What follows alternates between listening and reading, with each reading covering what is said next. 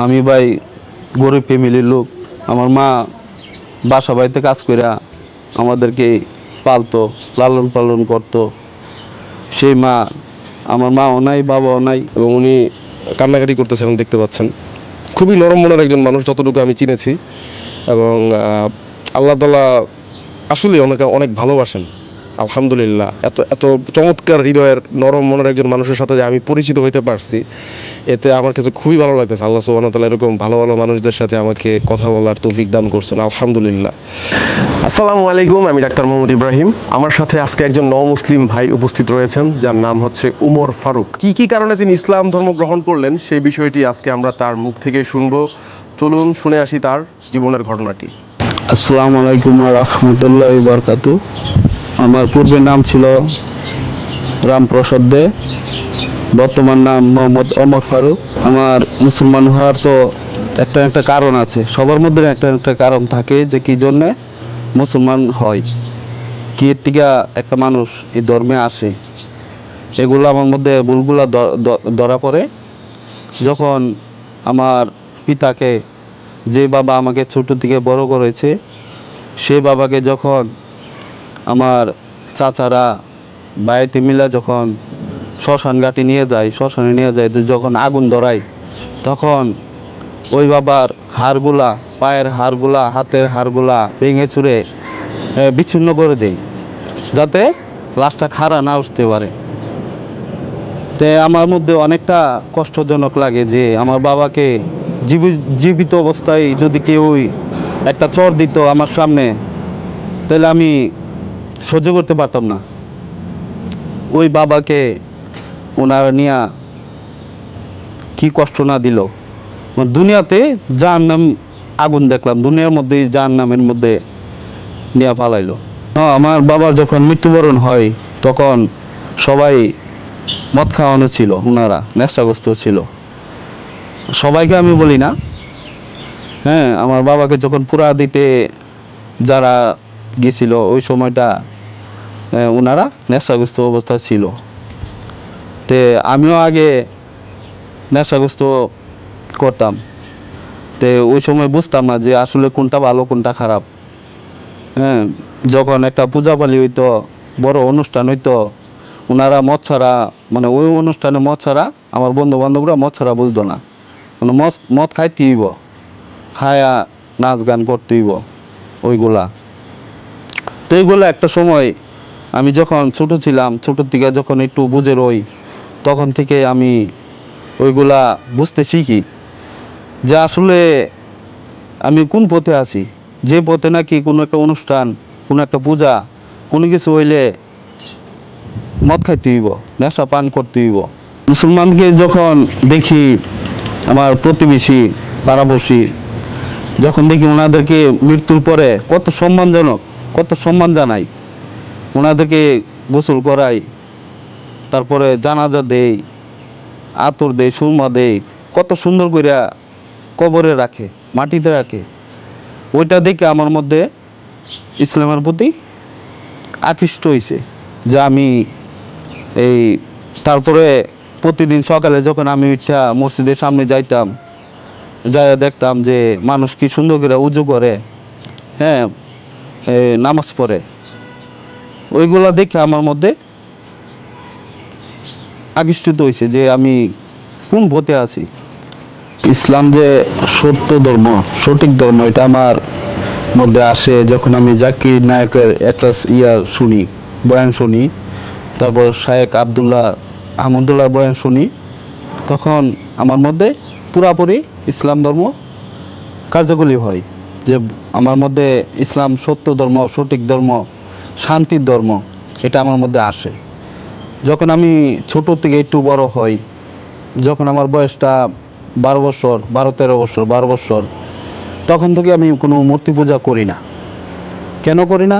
দেখি যে এটাকে আমি বানাইতেছি, এটার মধ্যে আমি সব কিছু দিতেছি, হ্যাঁ, ওইটা তো কোনো কিছু মালিক না। মালিক একমাত্র আল্লাহ, যে নাকি আমাদেরকে সৃষ্টি করছে। বাপ আদম মা হাওয়ার থেকে আমরা সৃষ্টি হয়েছি। দুজনের মাধ্যমে আমরা সবাই, পৃথিবীর সব মানুষই, সকল মানুষই বাপ আদম মা হাওয়ার থেকে সৃষ্টি, আমিও সৃষ্টি। তাই আমি ওই মূর্তি পূজা বাদ দিয়া তারপরে আমি ডক্টর জাকির নায়েকের বয়ান শুনে, শায়েখ আহমদুল্লাহর বয়ান শুনে আমি অনেকটা শিক্ষা পাই, অনেকটা শিখি যে ইসলাম ধর্মে অনেক কিছু আছে, ইসলাম ধর্মে শান্তি আছে। দুনিয়াতে মুমিনের জন্য হয়েছে জেলখানা, আর আখেরাতের জন্য হয়েছে মুমিনের জন্য বেহেশতখানা রাখছে আল্লাহ তাআলা, যে বেহেশত কোনো শেষ নাই, শুরু আছে শেষ নাই ওই বেহেশতের মধ্যে।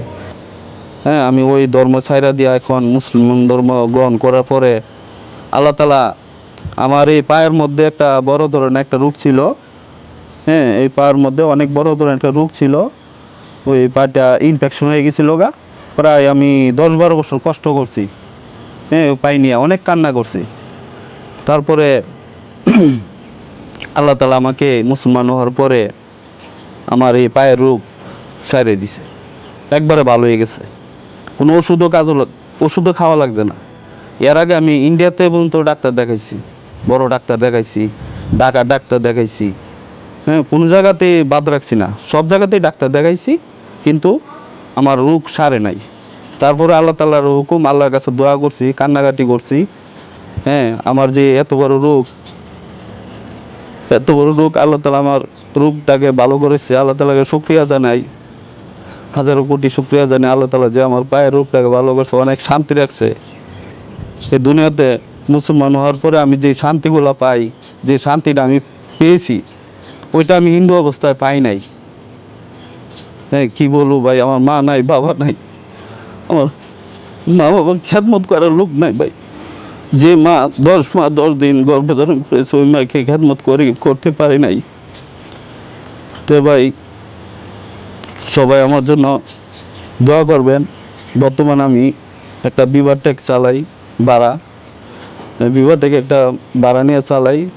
তো আল্লাহর রহমতে অনেক সুখে শান্তিতে আছি। হ্যাঁ, 5 ওয়াক্ত নামাজ পড়ি, হ্যাঁ, রোজার মাসে রোজা রাখি।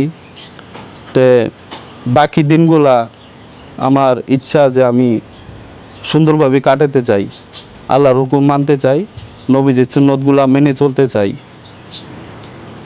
আমার যে মাথায় টুপি, মুখে দাড়ি, নবীজির সুন্নত, এই সুন্নতগুলো নিয়ে যাতে মরতে পারি, এতে আমি সবার কাছে দোয়া চাই, আশা কামনা করি।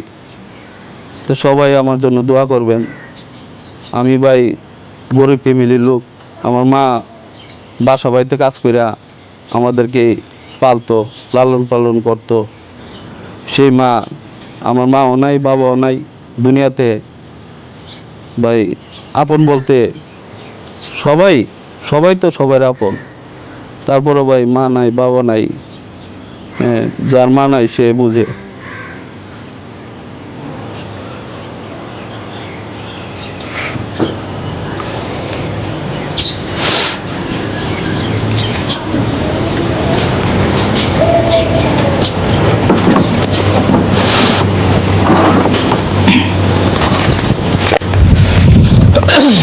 দর্শক, আপনারা ওমর ফারুক ভাইয়ের জীবনের গল্পটা শুনলেন।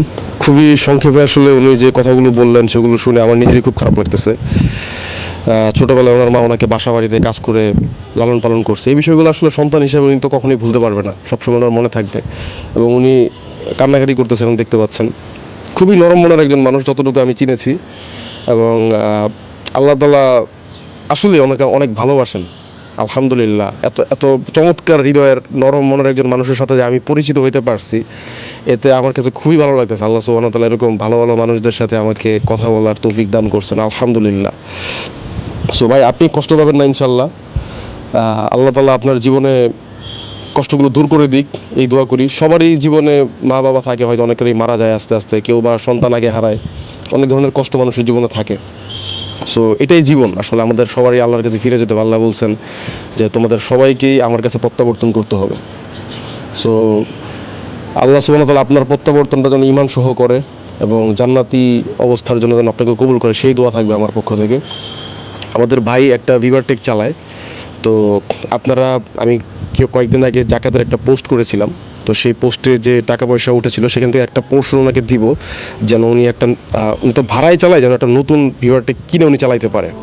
এর পাশাপাশি আপনারা কেউ যদি ওনাকে কোনোভাবে সহযোগিতা করতে চান এই ধরনের গাড়ি কিনা পণ্য কোনো ক্ষেত্রে, তাহলে কিন্তু ওনার সাথে সরাসরি যোগাযোগ করতে পারবেন, সেই ব্যবস্থা আমি করে দেবো ইনশাল্লাহ। সো ওনার জন্য সবাই দোয়া করবেন। উনি কিন্তু এগুলো কিছুই বলে নাই যে ওনার এরকম সহযোগিতা বা কিছু লাগবে, আমি নিজে থেকেই বলতেছি অ্যাজ আমরা মুসলিম, আমাদের সবারই উচিত অপর মুসলিমকে সাহায্য করা। সো সেই দৃষ্টিকোণ থেকে বলতেছি। সো এটা নিয়ে তো আপনি মনে আবার খারাপ করলেন না তো? আচ্ছা ভাই, আপনি কান্নাকাটি করেন না, আল্লাহ সুবহানাহু ওয়া তাআলা আপনার জীবনে শান্তি দান করুক। সো আমরা আজকের ভিডিওটা এখানেই শেষ করতেছি। আল্লাহ তাআলা আমাকে অনেক শান্তি রাখছে, বাকি দিনগুলো যাতে আল্লাহ তাআলার হুকুমগুলো মানিয়ে যেতে পারি এটাই কামনা করি। সবার কাছে এই দোয়াটাই করি আমি, যে সামনের দিনগুলো যাতে আল্লাহর হুকুমগুলো মানিয়ে চলতে পারি, নবী সুন্নতগুলো মানতে পারি, এটাই আমার, আর কিছু না। মানে সকলের কাছে এই দোয়াটাই চাই যে মা বাবার জন্য যাতে দোয়া করে হেদায়েতের নসিব করে, সবাইকে যেন আল্লাহ তাআলা হেদায়েত করে, সবাইকে যেন আল্লাহ তাআলা শান্তি রাখে, এই দোয়াটাই করি। মাশাআল্লাহ। ভাই অনেক গরিব, কিন্তু আলহামদুলিল্লাহ এটা একটা গুড পয়েন্ট আখিরাতের জন্য। গরিবরা ধনীদের 500 বছর আগে জান্নাতে যাবে, সেদিন ভাইয়ের মুখে ইনশাল্লাহ অনেক হাসি থাকবে, আমরা সেই আশা করি। আজকের ভিডিওটা এখানে শেষ করতেছি বন্ধুরা, বিদায় নিচ্ছি। আসসালামু আলাইকুম রহমতুল্লাহি ওয়া বারাকাতুহু।